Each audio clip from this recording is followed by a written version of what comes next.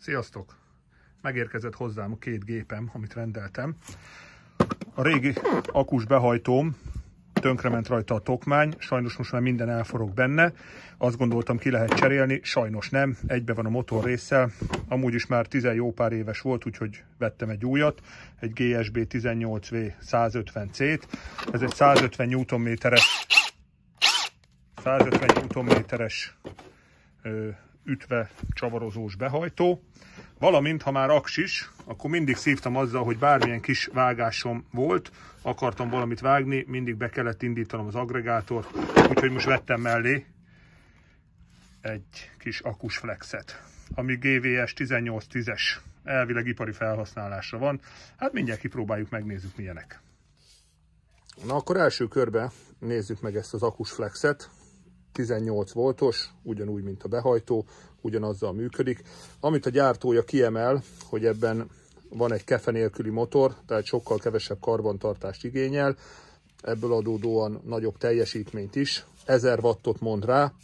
A gyártó azt mondja, hogy ez a heavy duty, elvileg ipari felhasználásra szánt gépről van szó. Hát majd ezt meglátjuk, nem használtam még, bekapcsoltam, de semmi több. Maga a fogása az jó. Nagyon gyorsan szeretném leszögezni, mielőtt valaki megtalál azzal, ez egyáltalán nem egy szponzorált videó, ezeket mindet én a saját pénzemen vásároltam meg, senki nem támogat, senki nem ad érte semmit. Egyébként valahol az ára most 60 és 70 000 forint között van. A gyártó kiemeli még a bekapcsoló gombot, ergonomikus, nekem kicsit gagyinak tűnik, de hát majd meglátjuk, be se akad, le kell nyomni, aha. Tehát lenyomod, és akkor úgy akad be. Amit mond még róla, az a szerszám nélküli védő állítása, valamint az, hogy ha leejted, akkor magától ki fog kapcsolni, valamint ha megszünteted a tápellátást, és bekapcsolva marad a gombja, akkor újra a tápellátásnál nem fog bekapcsolni, de ezt mindjárt kipróbáljuk. Na akkor felcsattintottam rá az akkumulátort, elvileg tele van. Ja, na nézzük. És akkor most nem szabadna elindulnia. Aha, és nem is indul. Újra ki kell kapcsolni, és újra be. Hát most azt nem akarom kipróbálni, hogy ha leejted, akkor valóban kikapcsol-e, de higgyünk a gyártónak. A szokásos M14-es felfogatás. A gyártó azt mondja, hogy van rajta egy gyorsfék, ezt majd megnézzük. 9000 per perces fordulatot tud. Egy ilyen érdekes hangot ad, kikapcsolás nélkül, hogyha visszaforgatom. Hát nem gondolom azt, hogy a hajtómű lenne, inkább ez a fék, ez a gyors fék, amit mond. De mindjárt megnézzük, hogy mennyi idő alatt fékezi le. Ezt az aknafedlapot fogom most letisztítani vele. Azt vettem észre, hogy ezek a drótkorongok eléggé megterhelik a flexeket. Megnézzük, hogy az 1000 watt az valóban 1000 watt-e, vagy legalábbis annyinak érződik.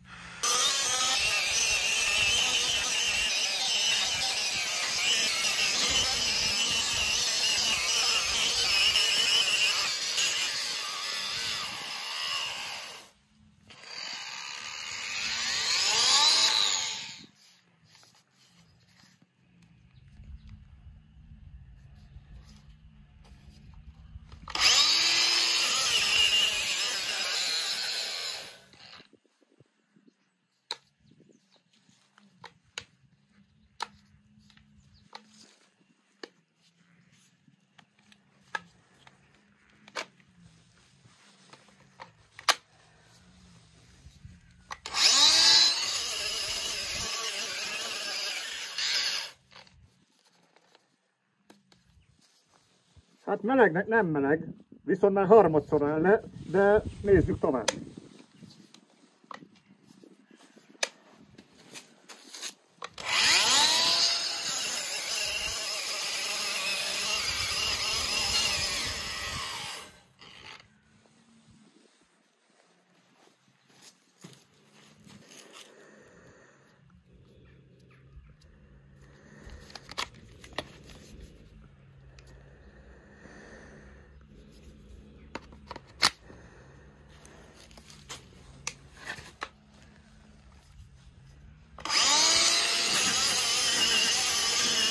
Na hát mit is láttunk? Igazából engem is meglepett.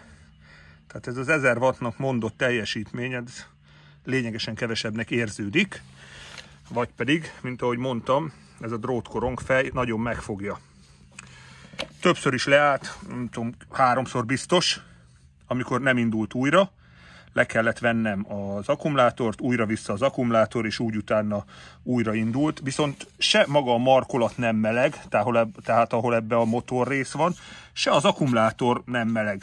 Minimálisan érezni, hogy kézlangyos, de egyáltalán nem meleg. És még mindig, hát 4-en van az 5-ből. Tehát hát nekem ez egy nagy csalódás, megmondom őszintén. Tehát ez nagyon-nagyon messze van a kis flex kategóriában is. Tehát a kis sarokcsiszoló, csak mindenki flexnek mondja, többek között én is. A kis sarokcsiszoló kategóriában is nagyon messze van a hasonló méretű és teljesítményűnek mondott rendes hálózati 230 voltostól. Hát igen, ha nagyobb munka van, akkor semmiféleképpen nem ezt fogom elővenni, viszont ha csak egy picit vágni kell, akkor jó lesz. De nézzünk még egy tesztet, mégpedig azt, hogy valójában hogy vág. Mindjárt hozok valami lapos acélt, és megnézzük. Ugye itt van ez a kar, ezzel lehet állítani a védőt szerszám nélkül, na de hát a legtöbb gépen ez már ilyen. Az én hálózati Devaltomon is. Kicsit más megoldás, de ugyanez. Amit felcsattintunk rá, az egy Ferd 125x1 mm-es vágótárcsa. Kaptam hozzá egy ilyen gyors anyát.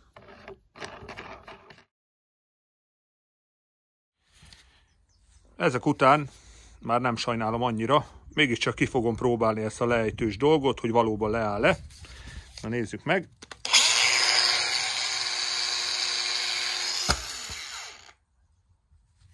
Hát valóban leállt, legalább leáll. Kicsit földes lett, kicsit koszos lett. Na ja, ezt is tudjuk. Menjünk tovább.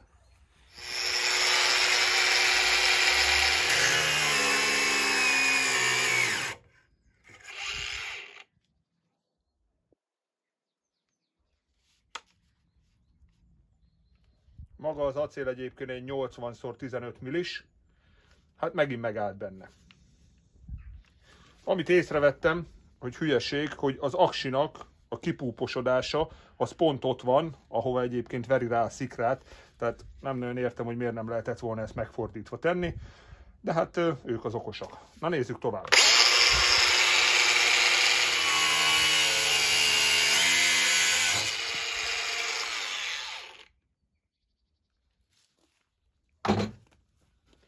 Na hát megint megállt. Pedig nem nyomtam neki, nem vastag a tárcsa, 1 mm. Jó, igazából nem vagyok én egy nagy szakértője a témának, de mint felhasználóként elmondhatom a véleményemet. Az pedig az, hogy ahol szükségmegoldás van, és nincs áram, és csak valami gyors, egyszerű kis dolgot akarunk megcsinálni, oda jó lesz ez, akármennyire heavy duty, ipari felhasználás, még mindig nem érzem melegnek, se az akkumulátort, se magát a motort. Érzem, hogy nem olyan, mint a környezet, nem annyira hideg, valamennyit melegedett, de nem indokolja szerintem ezt a fajta teljesítményt. Na mindegy. Biztos van ettől jobb, biztos van ettől drágább is. Nem tudom, mondtam-e, valahol 60 és 70 000 forint között van most az ára, kofferba, akkumulátor nélkül. Én az akkumulátort a behajtóhoz kaptam, azért is vettem meg hozzá ezt a gépet. Hát nem vagyok tőle elájulva. Ennyi lett volna ez most. Köszönöm, sziasztok!